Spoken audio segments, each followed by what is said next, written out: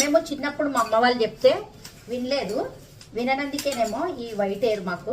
మీకు కూడా white hair కావాలంటే కలర్ పెట్టేసుకుంటామంటే కరివేపాకు తినకండి. ఇంకా హెయిర్ ఫాల్ కాదు, కలర్ ఒక్కటే కాదు, మెయిన్గా హెయిర్ ఫాల్ కూడా కాకుండా ఉంటుంది.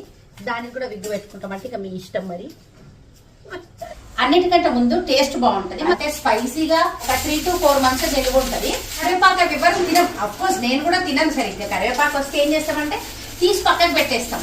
ఒకవేళ తినాలన్నా కూడా ఏం చేస్తాము, ఒకటో రెండో బలవంతంగా తింటాం.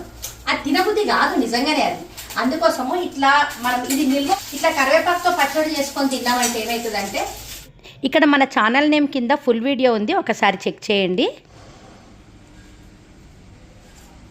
పుల్ల పుల్లగా సేమ్ గోంగూర లాగా ఉంటుంది.